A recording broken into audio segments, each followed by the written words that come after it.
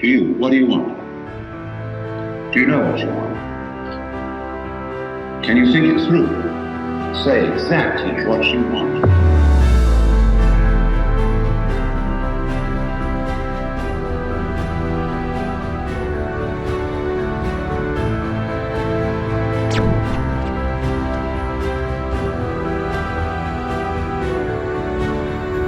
Supposing you let your imagination go and really think through what you would like to happen. Imagine the most gorgeous state of bliss that you can conceive, where there are no worries, no anxiety, no haunting future with unpleasant consequences. You're in control of the whole works, and you're sitting on your lotus, perfectly content. And I ask you seriously, is that really what you want? You're quite sure that's what you want? Imagine now, let's get this situation straight. You've got everything you want. You're in the highest possible spiritual state that you can conceive. And yet, I haven't really surrendered myself, because I know it all. Something I don't know. So please, the surprise. You know what would happen? You would find yourself sitting here in this building tonight, feeling exactly the way you feel. There's your answer. Because after all, don't you have it all? Look. You have the feeling of yourself. But the feeling of self depends on there being at the same time a contrast. The feeling of other. The self has a certain sensation of being in control of life to some extent through voluntary action. The will seems to have a certain freedom. And yet, on the other hand, there are limits to that. And it seems in the end, life sweeps us away, and we are overwhelmed by the involuntary. And yet, the voluntary keeps popping up. New voluntaries come into the world with every baby. So you see, you couldn't have the experience you call being a voluntarily acting self without the contrast of the involuntary happening. Now, do you want to be without the involuntary happening? You want to get rid of that? All right. If you get rid of it, you won't have the experience of the voluntary self. Or would you like to turn it the other way around? Would you like to have the experience of no voluntary self? And on the other hand, everything just happens. Well, then you say, well, I'm not sure about that. Because then I would feel at first that I was floating. See, that I had no further responsibilities. I was just walking on air. And we do get that feeling sometimes. If you take the ideas of determinism and fatalism to their final conclusion, you do have that sense of freedom from all responsibility. Freedom from worry and care. And you float along for a while, but it wears off. You don't somehow seem to be able to follow out that philosophy consistently, especially if you have children. And somehow society begins to push on you to be responsible, as it pushes on children to be responsible. And so this nagging duality keeps coming back. But I cannot realize the nice irresponsible condition of involuntary behavior unless I have the contrast of the possibility of the voluntary and vice versa. Now what does that mean? Obviously it means that these two aspects or sides of our experience, which we can call the voluntary and the involuntary, the knower and the known, the subject and the object, the self and the other, although appearing to be two, are indeed one, because you can't have one without the other. And when that state of affairs arises, you know at once that there's a conspiracy, that two things which look as different can be, are for that very reason the same.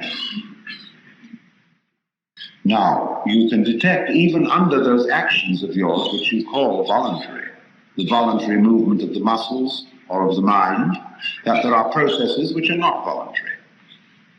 You do not will your blood to circulate.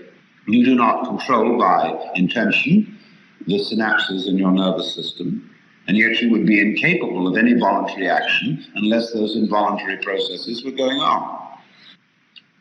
So you see these two things go together, and you begin to realize something which is rather difficult to describe, that what you call your experience is a do happening. We don't have good words for this. We have some words which have this sort of sense, like the word cleave, which means to stick together or to hold together, and also to split.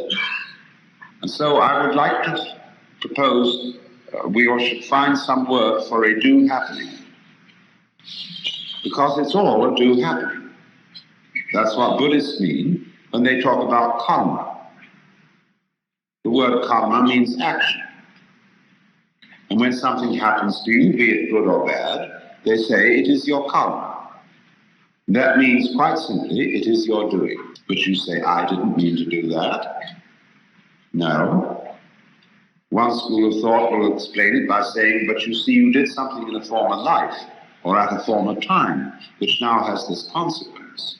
But that's a very superficial understanding of karma.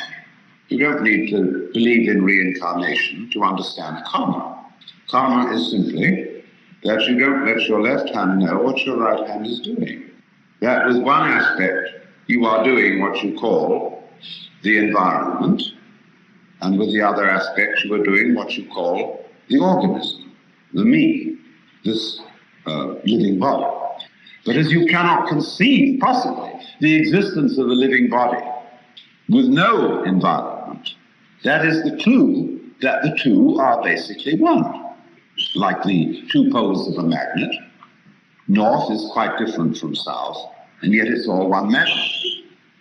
So in precisely the same way, you are both what you do and what happens to you. So that you have a little game in which you play that what happens to you, that you're not responsible for. That's not you, see? You're only responsible for this side of it. And then you can compete with the other side. What it's like is this. Get two knitting pins, one in each hand, and have a fencing match with yourself. And really sincerely try to stick the other hand. But that other hand must really sincerely be trying to stick the first one and also to defend itself. It's like playing chess with yourself, you see? Now, it won't work. You'll come to a sort of standstill unless you decide for your right hand that that's the one that's really going to win. Well, then you've broken the rule of the game, you see? Well, that's what we do. That's what is called by both the Hindus and the Buddhists avidya, ignorance, which really better means ignorance. So what it comes down to, you see, is basically this, just in the same way that the authority of the Guru is your authority. You did it. So the place where you are in life is where you've put yourself. And just as on the surface of the sphere, every point may be regarded as the center of the surface, so every place may be regarded as the true place. And everyone's in his true place. Everybody, in other words, put it in what language you will, is the manifestation of the divine. Playing this game, that game, the other game. And your not knowing it, if you don't know it, is part of the game. Makes it all the more fun. Get lost, you say to yourself. And lost you get.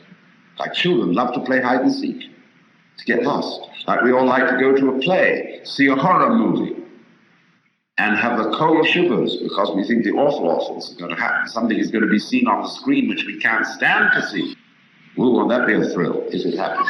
We all expose ourselves to that. Just as children and young people are always exposing themselves to dreadful things. And the parents get absolutely, they get the heebie-jeebies. They think if it isn't getting drunk or driving hot rods, they take drugs. And that may ruin their sanity for life. How horrible can it be? And if they don't take drugs, they'll do something else. always to see how close to the point of danger you can get. And most people who go in for racing cars usually end up in a crash. But the life is all the sweeter for being played dangerously.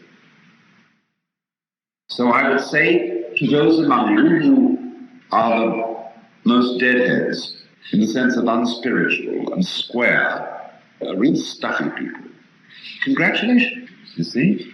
You're playing a very far-out game. See, you're so lost you don't even know where you started. That's taking a gorgeous risk. Why? Because of you, we might even blow up the planet. How close are we going to get to that one? Well, just in the same way as that car racer watches the needle going up, up, up, up, up, up. There are these people feeling more and more and more righteous, determined that good shall prevail. Watching that needle go up, it's getting hotter and hotter and hotter. And finally, they go out in a blaze of glory. And then when the dust settles, they say, whew, that was the close squeak. I mean, that was quite a dream we've woken up from. See, where will we go next? That's why I would say that my function is liberative. I want you to see that it's you. It's not me. It's not Swami so-and-so. It's not Buddha so-and-so. It's not Saint so-and-so. It's you. You do it. As Sir Edwin Arnold put the words into the mouth of the Buddha, you suffer from yourselves. None else compels. None other holds you that you live and die and whir upon the wheel and hug and kiss its spokes of agony, its tire of tears, its nave of nothingness. It all bounces back to you. What do you want? Do you know what you want? Can you think it through? Say exactly what you want. And invariably, you'll get back to the place where you are.